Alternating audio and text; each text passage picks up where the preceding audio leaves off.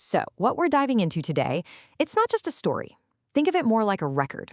It's a dark fable about the final, gasping moments of a city that completely forgot its own depths. A city that actually believed it could outrun its own shadow. And this quote right here, it really gets to the heart of it all. We're about to see what happens when an entire society, or, even just a single person, decides to ignore its nightmares. This is the story of that right hour, the moment when all the things we refuse to look at finally learn to fly. All right, so let's set the scene. Our story begins in this huge, sprawling city. And on the surface, it looks incredible. It's prosperous, it's grand, it's even kind of arrogant. But its foundations, they're built on something incredibly fragile, willful ignorance. You see, this wasn't some tyranny forced on them from the outside. Not at all. It was a choice they all made every single day. They consistently chose comfort over truth and ease over the hard work of self-reflection. They just chose to believe that what they couldn't see couldn't possibly hurt them. And look, this denial, it wasn't some big abstract idea. No, it was a daily practice, a ritual. They literally tucked their fears under the floorboards like junk they didn't want to deal with. They hid their cruelties behind closed doors, pretending they never happened. They operated with this unbelievable arrogance, thinking that just because they could see the horizon, they were safe. They mistook simply enduring for genuine security. And that's what they turned into. There's this philosophical idea of the last man.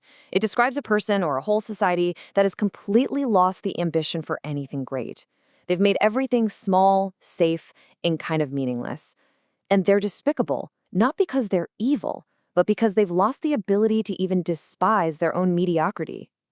They found this shallow, blink-and-you-miss-it happiness, and it's the most dangerous thing of all. But here's the thing about foundations built on denial. They don't hold. Sooner or later, the floorboards are going to break and the whole thing comes crashing down.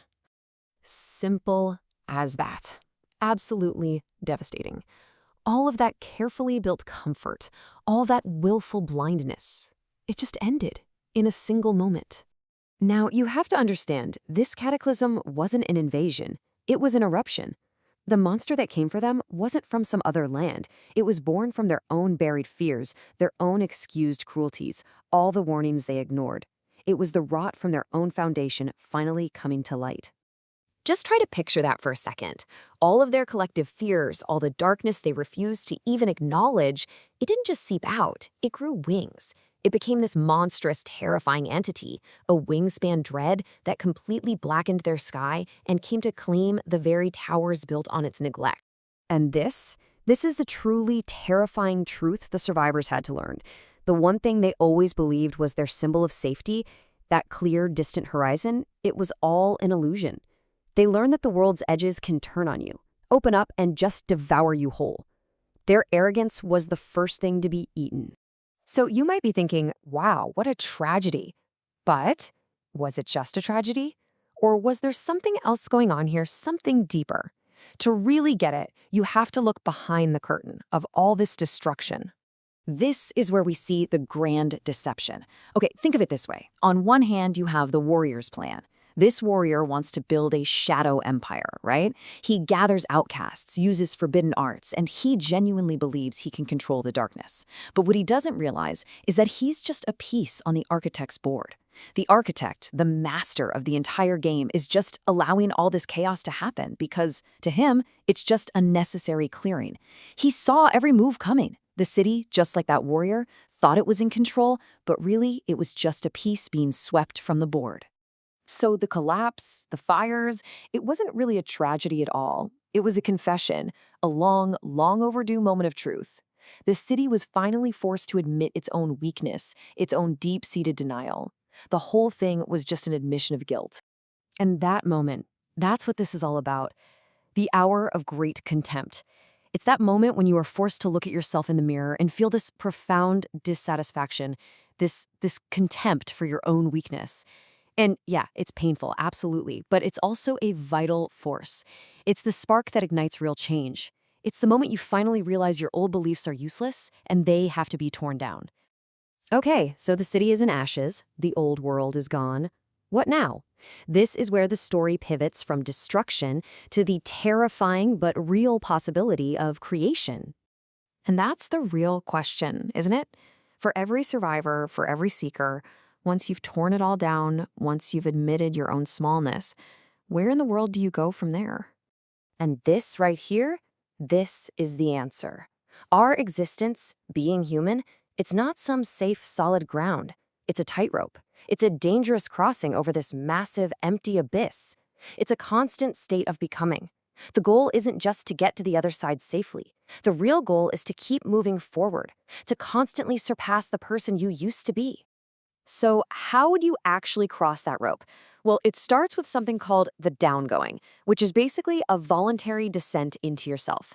You have to confront your own inner chaos, actively dismantle all those old comfortable values, and then become a fellow creator, someone who forges new values.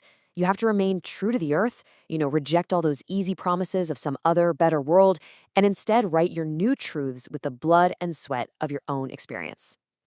And all of this incredibly difficult, painful path, it's all leading somewhere. It's not just about surviving. It's about achieving this profound, triumphant form of self-mastery. Now, when we talk about the ultimate power here, we're not talking about dominating other people, not even close.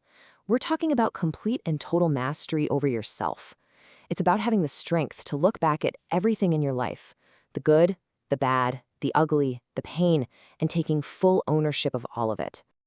This phrase, this is everything. It's the absolute core of it. It's not about magically changing the past. It's about reframing it. You look at the entire story of your life, even the parts you didn't choose, and you affirm all of it. You declare, this happened, and it made me who I am. You say, thus I willed it. That is the ultimate triumph of the will. And that's where this whole fable leaves us. The lesson of the city is that if you suppress your inner chaos, it will eventually destroy you.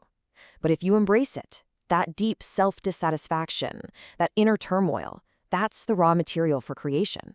So the question isn't whether or not you have shios. We all do.